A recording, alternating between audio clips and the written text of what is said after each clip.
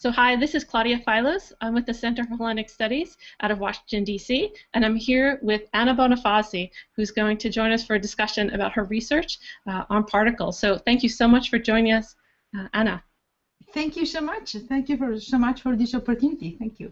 Great. So I just want to share a little bit about your role right now. You're at the University of Heidelberg, and you're a fellow. You're the coordinator of a research group that has a 5-year grant from some German funds to study particles, and it's specific that you're doing collaborative research, right? Can you tell us a bit more about that?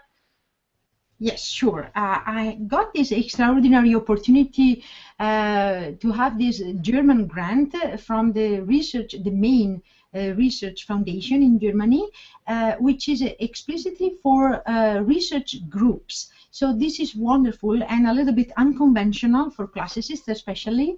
So I'm working with 2 PhD students.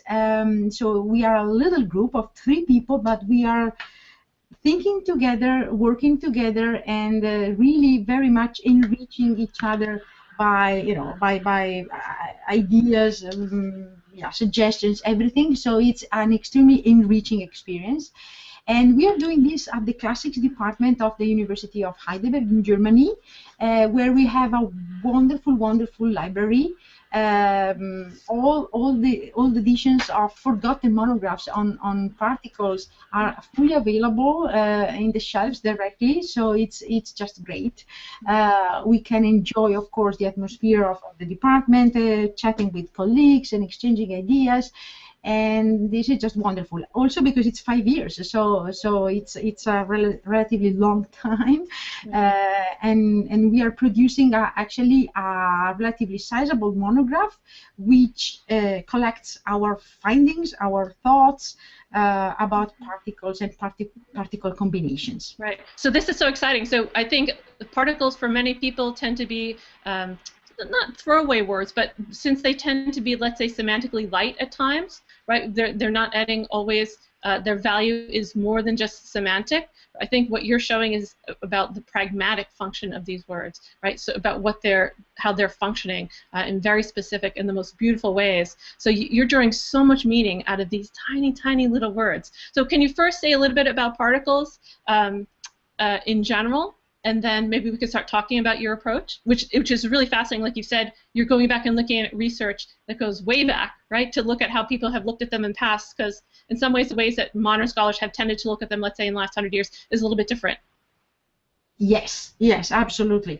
Particles are tricky. I mean, they are small, but they are overwhelmingly present, but they are tricky words, as we all know, mainly because several times they don't really add content in a way, but they work on another level. And of course, if we hope for just a definition or a classification of the functions of particles based on syntax, it's a little bit difficult because most of the times these little words don't have really a syntactic function. So we are trying in our monograph to convey this general message, which is that they are relevant to discourse strategies and to the conversation and to the communication that is going on.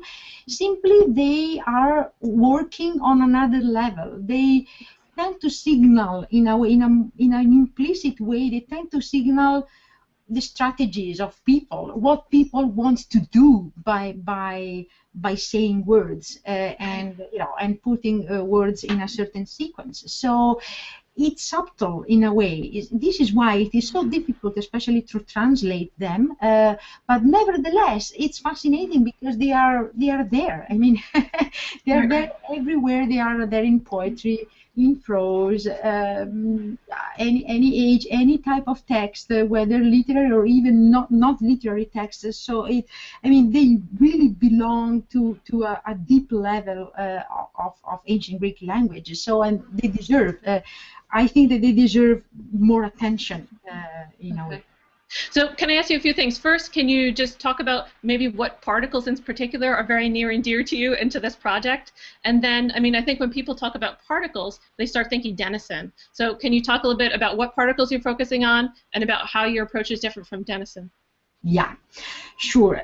Well, one important thing is that particles is not a real group of fixed words, so to say. This would be a little bit questionable because the boundaries are fuzzy, but we, precisely because of that, we in our project, we decided to delve particularly into the most frequent particles.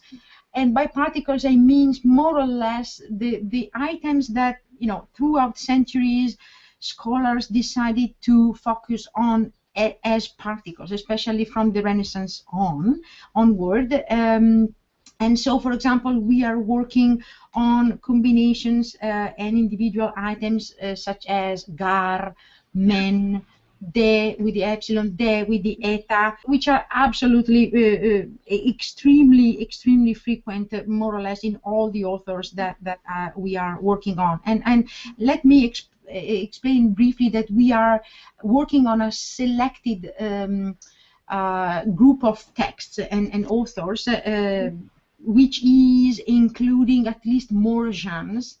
That's very important for us because we believe that scholarship so far didn't really observe carefully and closely what happens across genres in terms of the functions of these little words. So, for example, we decided to at least to include early epic, early lyric, the historiography of Herodotus and the historiography of Thucydides, classical drama, classical tragedy, and classical comedy, in order at least to explore what happens across these genres, whether the range of function tends to be the same or not, and why, and if there are differentiation in terms of distribution, and so on and so forth.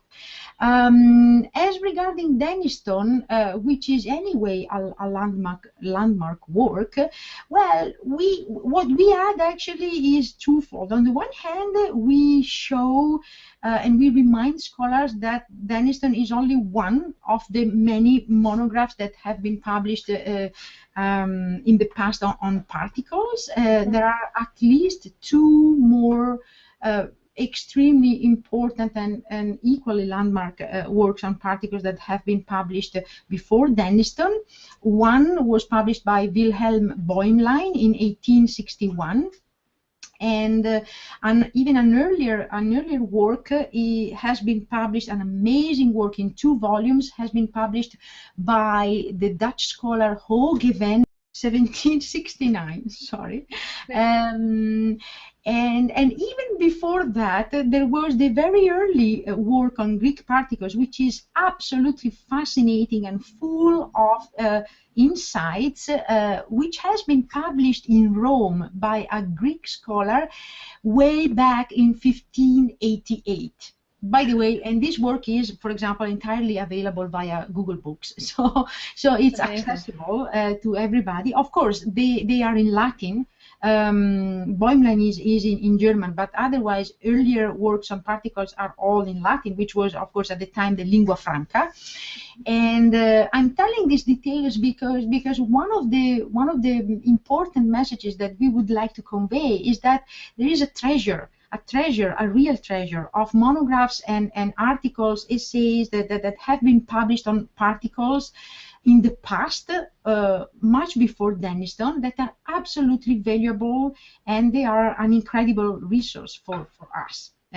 The second thing I want to say about Denniston is that, unlike Denniston, we are not considering these little words as, so to say, semantically stable words, so that you can pick one lexical item and you can produce 80 pages of functions and examples about that word.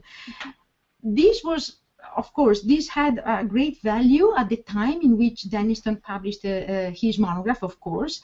In the meantime, linguistics has produced advanced thoughts about how words are working together, and especially in the fields such as pragmatics, lexical semantics, discourse analysis, and so on and so forth. And what we think is more helpful is to always take into account particles together with other features, other co-occurring features. In other words, particles hardly mean by themselves. They mean and they work only together with other words. And I'm so happy to say that this is a thought that basically was already spelled out by Apollonius Discolus and Heliodorus, these two giants of ancient grammars, because they themselves thought of syndesmoi, which is this, so to say, broader concept, including also particles, as something that zeusemainein, which means co-signify.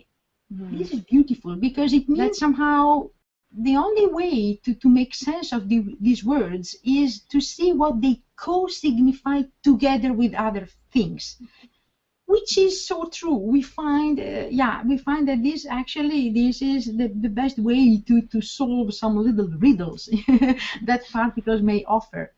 So you're thinking about clusters, right? But in addition to thinking about how the particles form clusters and function together with other words, you're also thinking about how they function really very specifically within certain contexts, right? So it's a very complex picture, very beautiful, systematic picture, right? That emerges. And at the same time, it doesn't solve any problem in the sense that we don't want to offer, fixed answers to all the problems and the interpretations that are available.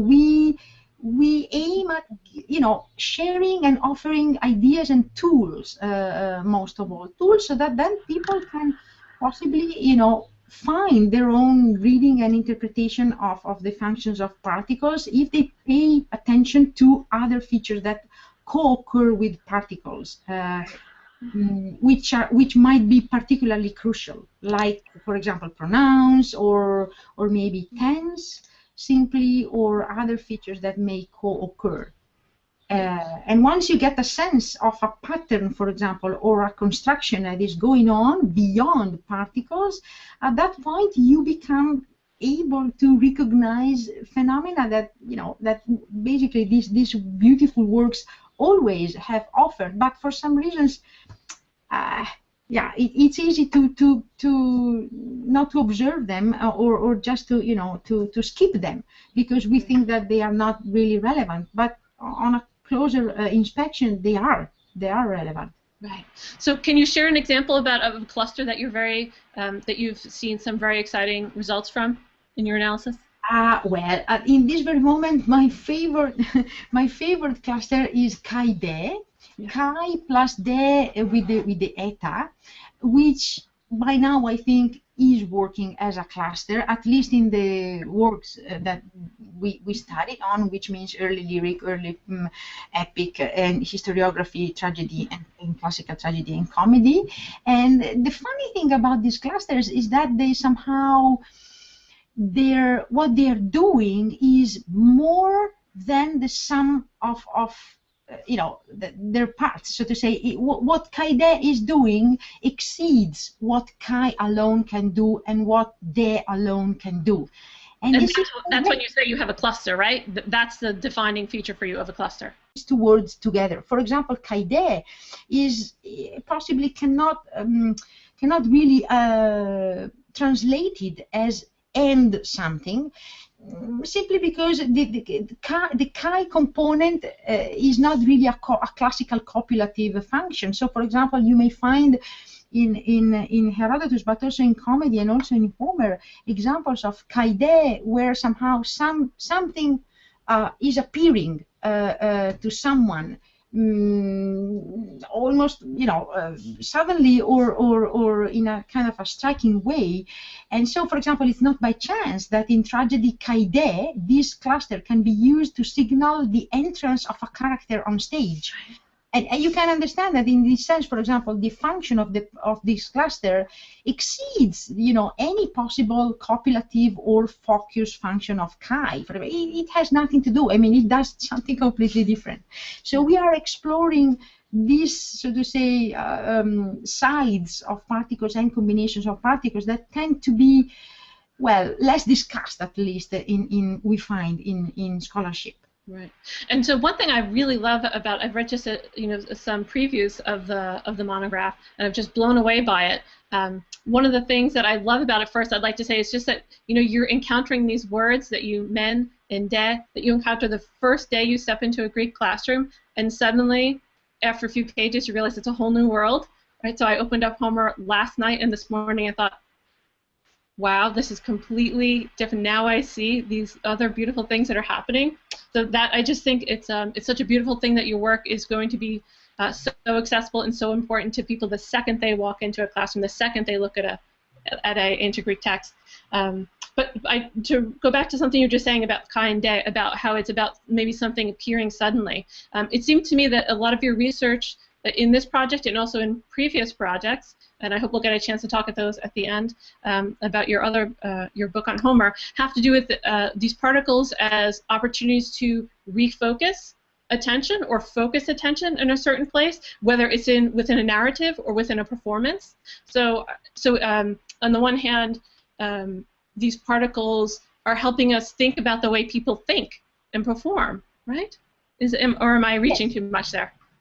No. I think that's so nice. You put it beautifully. It's really a matter of focusing and refocusing the attention, and I would say even redirecting sometimes the attention of the reader or the listener, so that somehow the way of the discourse, the path of the discourse is clearer. So somehow you guide, in a sense, you guide your listener or reader through the paths of your discourse, and you can steer a little bit the conversation or otherwise the narrative, for example.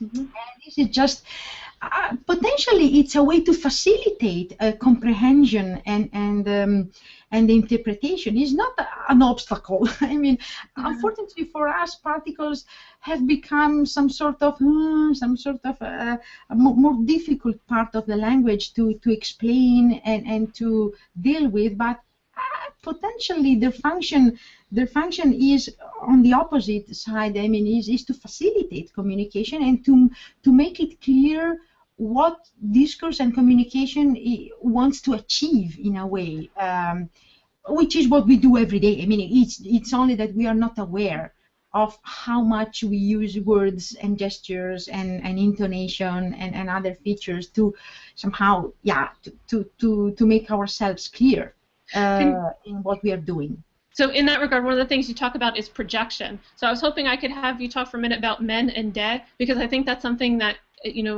your first week in Greek class, this is a construction that you approach and start to learn about, I think, right? Would you agree? Men and de? Yes, absolutely.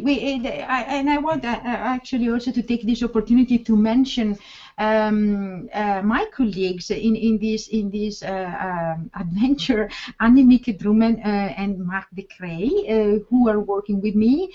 And for example, Marc is the one who developed first this idea of men as something that most of all encodes some projection. So by means of potentially at least several men, whether or not they are followed by de, which is important, so to say, there is this idea that somehow that there is a projection of something that is going to happen to complete or to go on with the discourse, but is not yet there. So somehow it's a kind of if I may, so to say, simplify a little bit, this idea of more to come, so to say, that scholars have observed, since centuries. I mean, it's not us, observing this function in a way, but it's true that modern and contemporary linguistics developed this, so to say, this deeper cognitive, so to say, ways of describing what's going on, and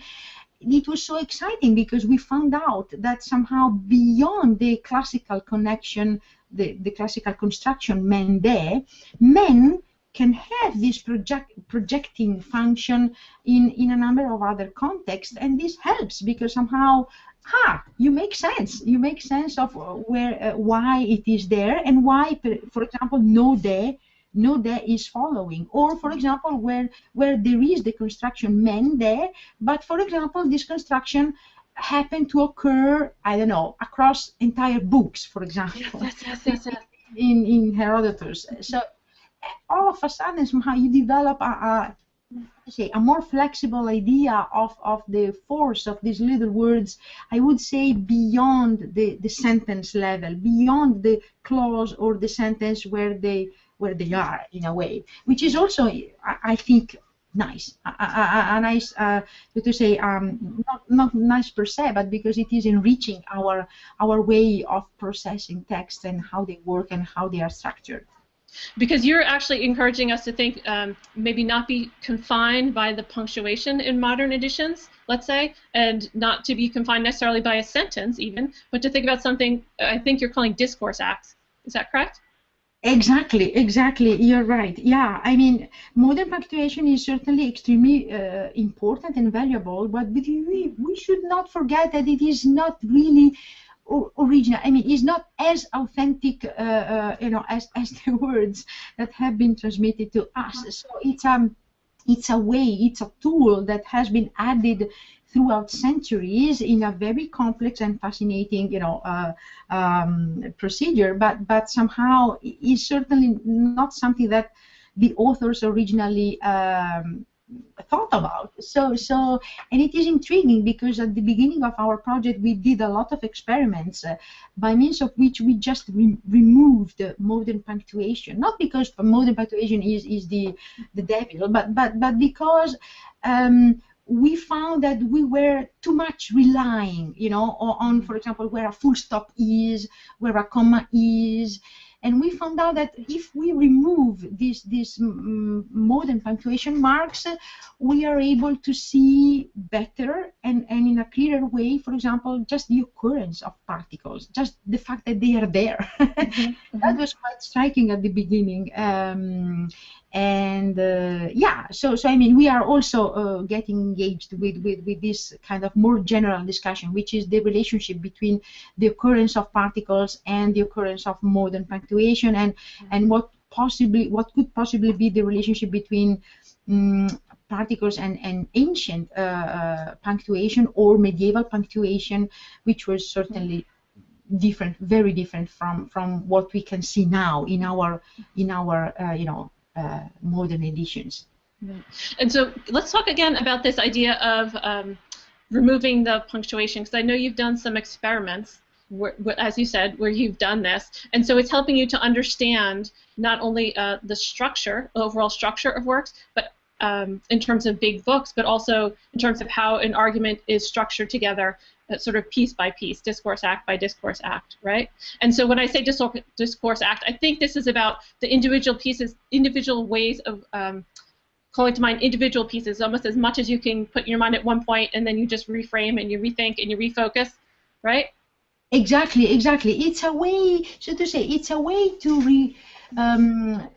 to kind of recovering the segmentation potentially, or at least one way to look at the segmentation of discourse, and we observed that it's incredible how particles and other features can actually really help, because they tell you somehow that potentially discourse is segmented in relatively small chunks. It's not that we have to deal with very, very long sentences and periods, especially I mean, again, the relying on full stops can be a little bit tricky in this respect, because if we remove full stops, for example, and we keep commas, already at that point we can observe much better that the articulation of and the presence and the position of particles actually help in chunking the discourse, and also other things like pronouns, like participles, like special constructions. I mean, I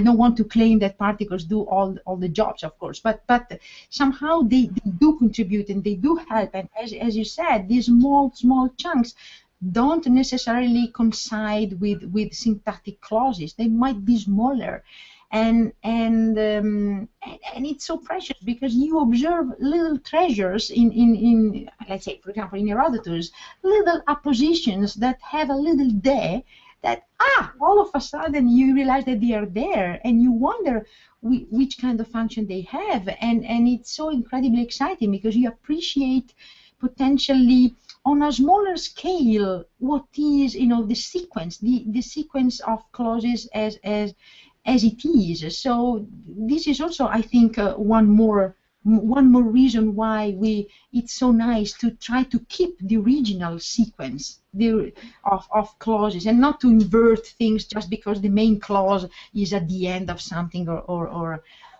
So Anna, I'd like to ask you, what you were just saying about Herodotus is so interesting. I'm hoping, can you share a specific example of a place where your research has now changed your reading of a certain passage? So one of these examples, for example, is a tiny phenomenon that is happening in the middle of a speech of Xerxes, where he is mentioning Aristagoras, who was one of the leaders of the Ionian rebellion, and he mentions him first by name, and then Herodotus adds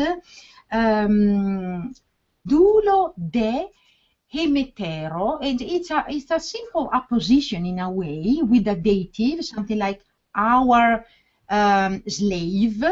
It's an apposition attached to Aristagoras, but the fact that there is this little particle de characterizing, so to say, this apposition makes me think, in communicative terms, of a little act, a little strategic step that Xerxes, through, of course, and Herodotus through the mouth of Xerxes is achieving, which is to add this not just as a syntactic apposition, that's it, but it's a little strategic and, of course, politically, provoking in a way a little statement, because at that point he was very proud of saying that Aristagoras was, one of the slaves of the Persians. So this is a little example to say that if we look at the text in a more dynamic way, by thinking about the strategic goal of people while speaking,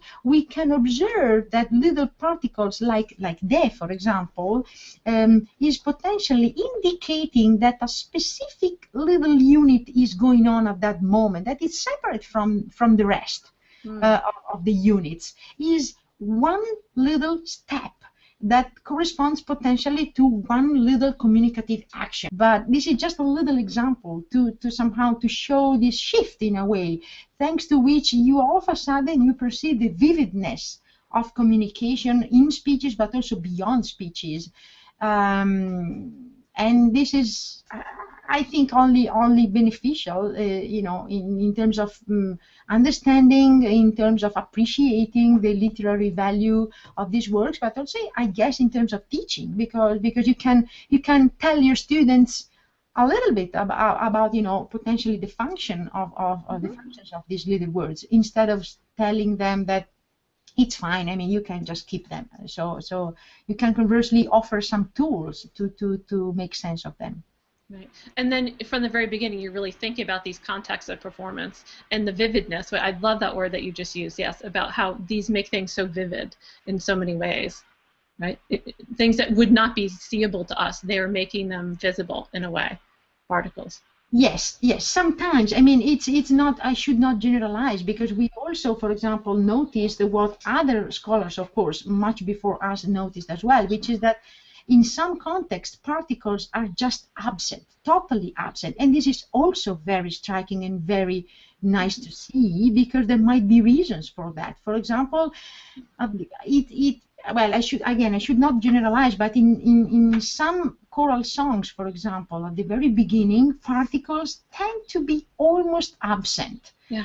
And this is interesting, because it tells us that somehow that probably the speaker, the chorus at that point, was producing something which was already so visibly discontinuous, so to say, because it was meter, because it was a special meter, because it was song, because it was associated with movement, and so potentially the absence and the presence of particles, yes, has to do with the kind of the performative level of communication. But again, this holds for everything. I mean, not only for poetry, potentially also for pieces that have been, I don't know, possibly, meant to be read aloud and of course and not performed, but still, particles, whenever they are present and absent, they may signal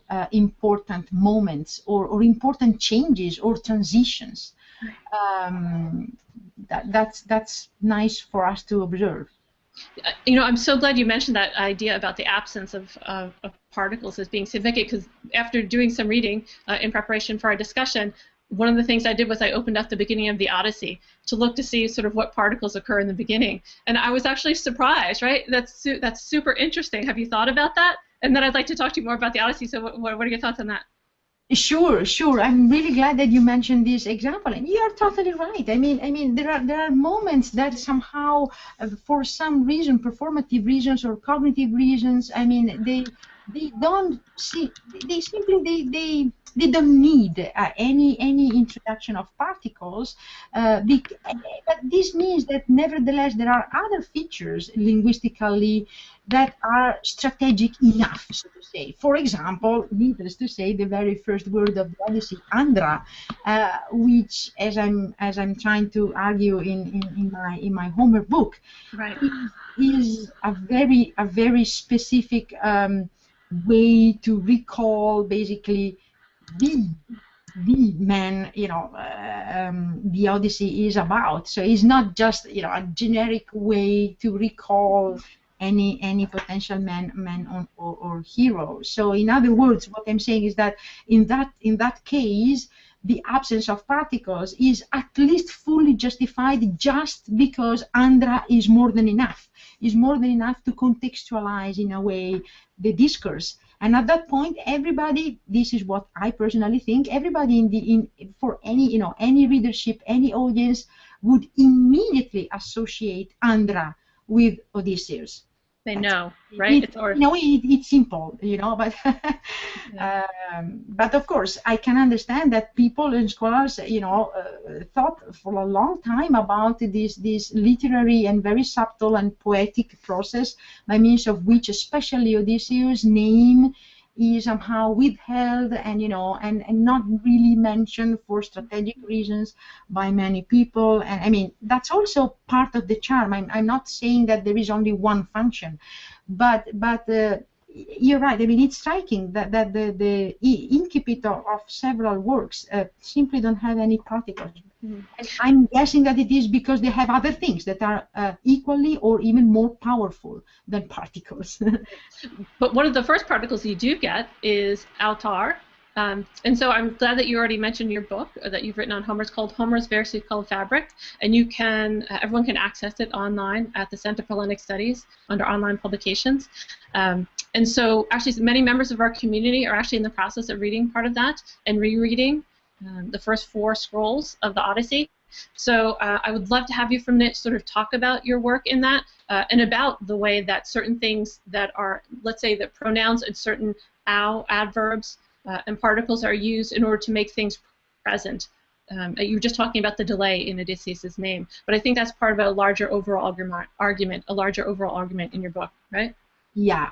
Well, I think one of the basic messages that I'm trying to convey, especially in the second part of the book, is that what has a narrative function in Homer tends to have also somehow a visual function. Mm-hmm.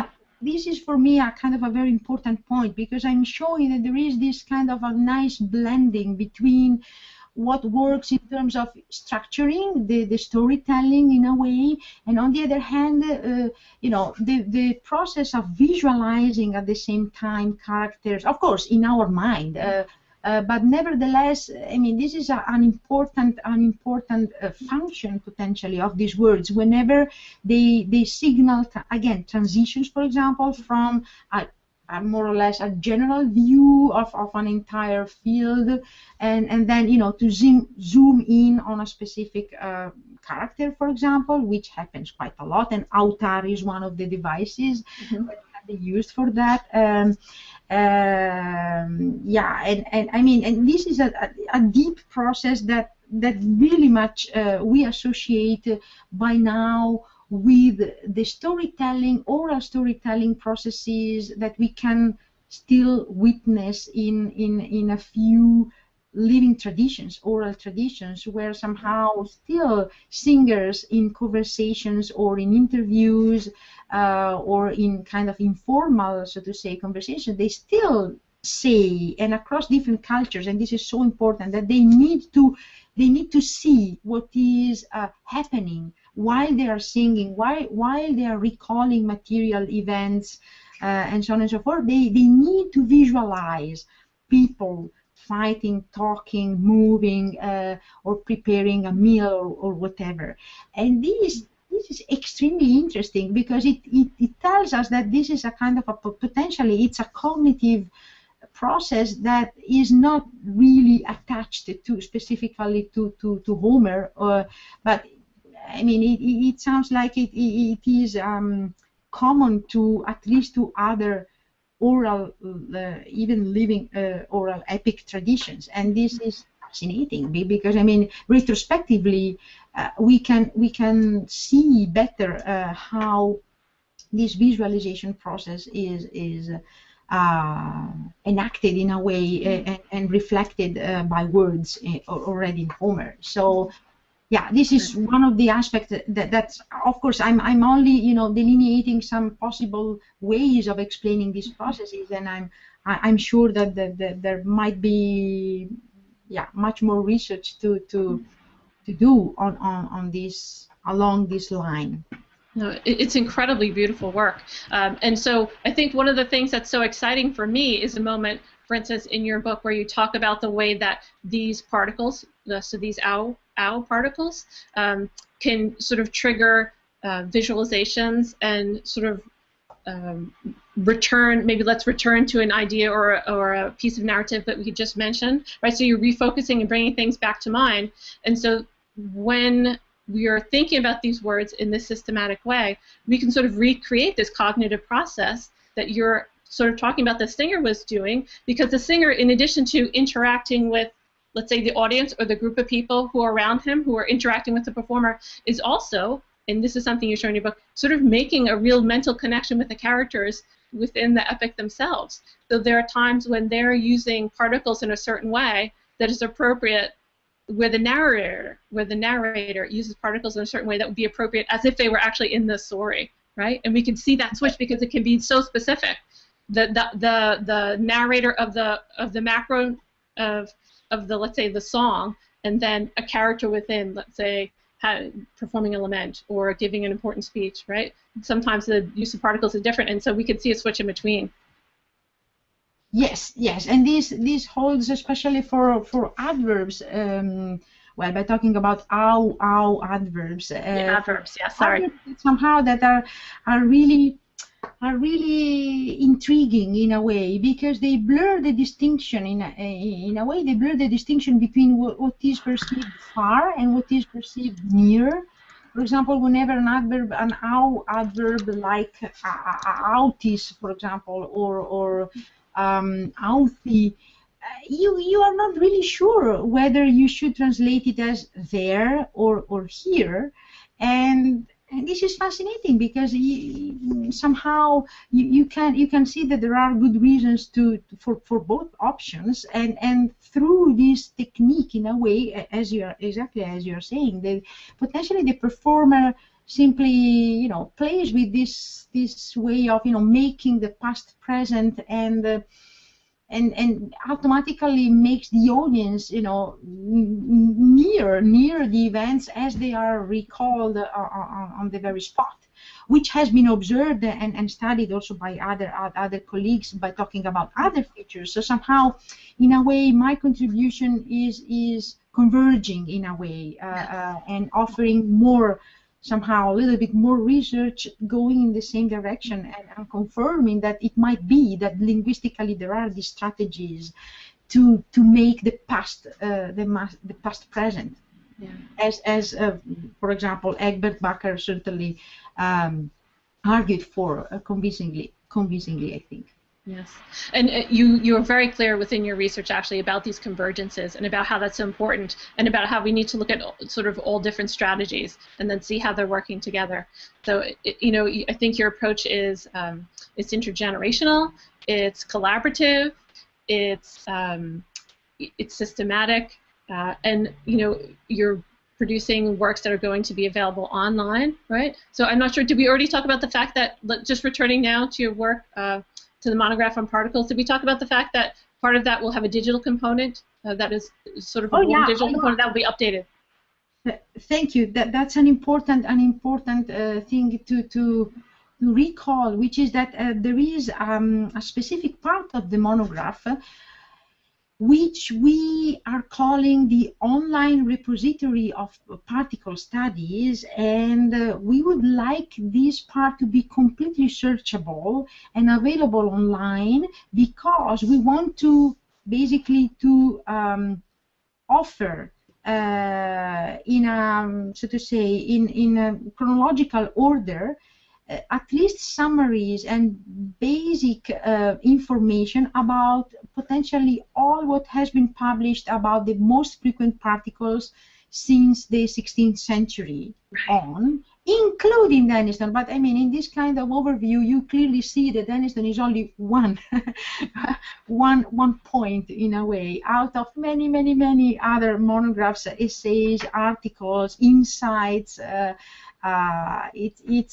I think, I mean, this was somehow one of the discoveries at the beginning of our project, and we thought we have to try to make this knowledge available, because it's not, we don't take for granted that scholars have the possibilities, the time, the resources, or you know, the libraries with all this, you know, very old German stuff available. And so we thought maybe people find this useful because they can search according to whatever the particle combination, or the author, or the, I don't know, whatever. I mean, it maybe yeah, I mean, really, we would like this to be, in the end, a tool available for people, and then people can search and decide what to do with this information. We didn't want to offer, so to say, already a mediated so to say, summary of our own version of what people have said, but we would like to offer the material as rough as possible, and also with links, because now many old monographs and articles are available via Google Books, so that people have some sort of guides, so to say, guides to scholarship in a way. And we would like this very much to be available first online for this purpose, this research purpose. Well, I think you're doing honor to Denniston, and yet you're doing so much more in different ways by bringing in other things. So it's such a joy to have had this opportunity to talk with you, and I know that everybody, I think from first-year students in Greek to people who have been studying and reading ancient Greek their entire lives, will be interested in what you're doing and in the ideas that you're sharing, and so generously. So I'm looking forward to following it long term. I can't thank you enough. Thank you. I thank you very much for giving me this opportunity. It has been very lovely to talk to you. And yeah, I mean, yeah. Well, hopefully we'll continue our conversation soon, okay? Yes. Thank you. Thank you very much. Thank you very much again.